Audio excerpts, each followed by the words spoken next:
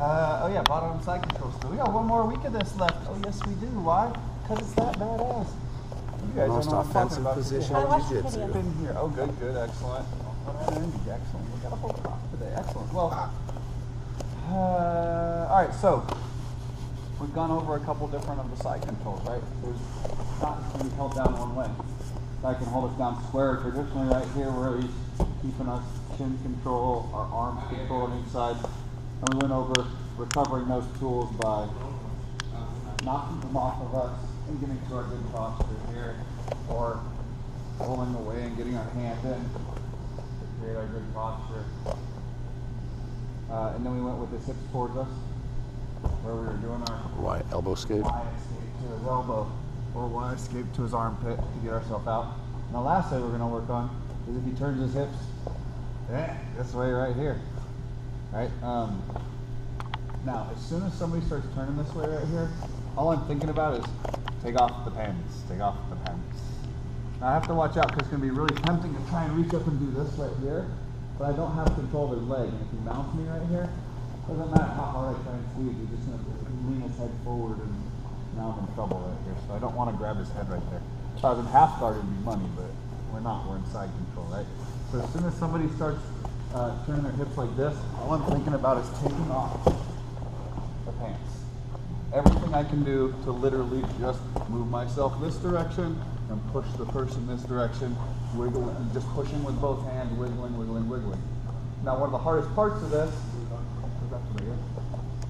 the people are usually going to start regular right here and they turn themselves over, right? So as soon as I feel him start turning right here, go ahead, because I need to create space for this to come in.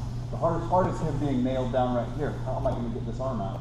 I'm going to use this on this side right here to pry into his armpit and push, bringing my hand up at the same time. Because he might be even trying to attack this if he's smart, right? So I'm going to take right here to get it out, and I roll slightly away.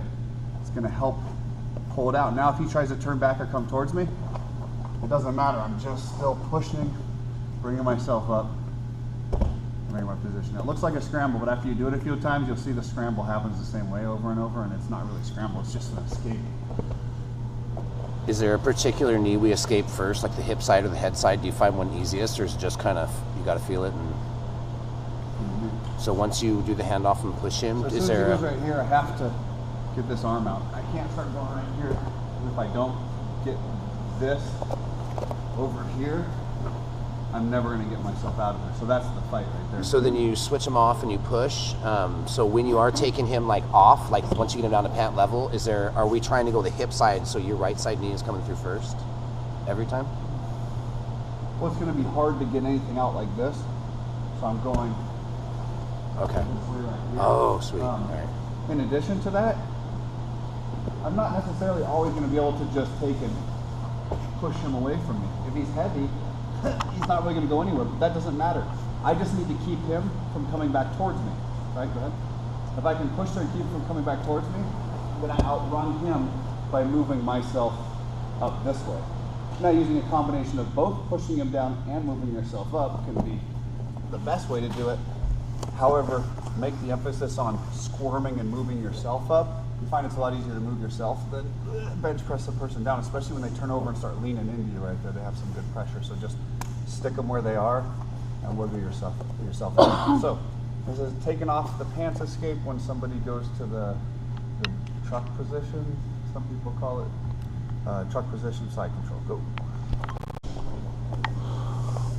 All right, so now we're going over the movement of it to start with, kind of just the bare bones movement of it. We're going to throw it into a little bit of a situation, because this is where you're going to see it, and this is where the trigger has to hit when the sequence starts that I need to be moving here. You don't want to get all the way locked into something and then, okay, let me try and escape it. You want to feel it coming, and when it's coming, your body will already start to be turning a little bit that way. Your other hand will be coming up to the armpit a little bit. Those little things that are going to put you even or ahead of him right there and make your counter or your escape work, right? Same thing right here. Okay, when this is going to happen, most of the time I find, is that if I'm going for my underhook right here, and the guy turns himself over, he reaches back for what? That Kimura. That's when he's going to be attacking us right here, and turn himself over is right here. I need to watch out with the Kimura that I'm not up right here. Why? Because that's how he finishes it, right? So I need to make sure as soon as I start to go right here, he reaches back, I feel him locking for this right here. I'm gonna go back the other way. I'm gonna push, just like we were doing a second ago, right? Or even if we had been all locked down nice and tight in side control, other side control. Right here, and I just started getting I didn't have real good control, but I'm starting to get my underhook, so he turns himself over and reaches back as soon as he does. I'm just turning it over right here, right?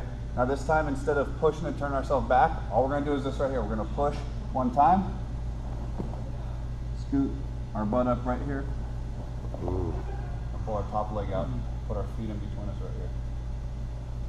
Here's fine. This time I'm digging for my underhook right here. He turns and reaches over. Just like that right there. That makes sense? So it's a little bit different. We're not just squirming and taking off this time. We're actually just using our one hand, turning over, pulling ourselves up, bringing ourselves back up. Now partner back and forth. Alrighty. This is time. Alright, so find ourselves in the same situation, whether it came from whether it came from him just turning over from whatever position it came from right here. Right. Now I move myself to right here. Once I do this, I'm going to reach. I'm going to grab on right here at 2. So now I have my right thumb in his armpit, and I have him holding on at 2 or at the gi on his elbow. So if he tries to get back, nope, he's stuck right there. So now I'm going to do the same thing I just did a second ago. Only this time, he's going to try and turn back towards me, I'm not going to let him. I'm coming out and making sure I get 6. My far foot's underneath of his one knee. Right here. And then where are we going? Just depends, right? He knows I'm going to take his back right here. So if he jerks as hard as he can away from me, I'm just going to follow him up and over the top. Right? If he's trying to jerk but he can't go anywhere, I'm just going to hold him right here. Bring myself over the top. Because I have 2 really good handles. As long as I'm pushing his elbow this way, he can try and turn away from me all he wants, and I'm pulling the belt this way. So basically I'm using this to just torque him towards me. He's going to be trying to turn himself away hard, but if I have these 2 down right here, my left hook's already in. All I have to do is bring myself up over the top here for control, or if he's just pulling too hard because it's a pain in the rear, I'm just going to pull and follow him up on top. So I'm using it as a sweep, right?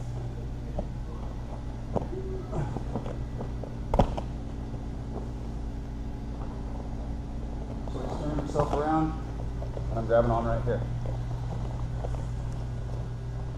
And pulling. I should probably have turned the whole class. I know this is the hard part because why? If he's smart, he's going to be scooting his butt back up towards my head. So if he gets over this arm right here, I'm in trouble because he's going to just walk over my head. Switch sides and kill your arm. For me, right? So I need to be aware of that. And when I turn it over like this, I keep myself up. So if he's trying to walk back towards me, I'm keeping his hand up here, really high up here, and a lot of times you can just jam, just like we were here to start with.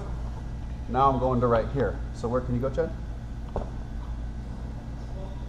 He's stuck pretty well. Bam, he can stick himself up right there, and now I'm bringing myself up again like I did a second ago. I pushed on that far knee, just like I did a second ago, and if you look, this is already my hook in. Right here, right? It just helped knock him off right to here, and then this is just the decision to make whether he's pulling hard to follow him over to mount, because I don't quite have a good hold, or if he's stuck right here, boom, and just throwing this over, and then going to, you know, whatever choke series you want to from the back control. So this is, we're going to do it from control at 2 right here, right? One more time. So it's the same thing we've been doing this whole entire time, only this time we're going to take control, right? Pushing on his hip, moving myself out, moving myself to my control. So we're going to partner back and forth, taking the back 1 and 6, or I'm sorry, 2 and 6. Go.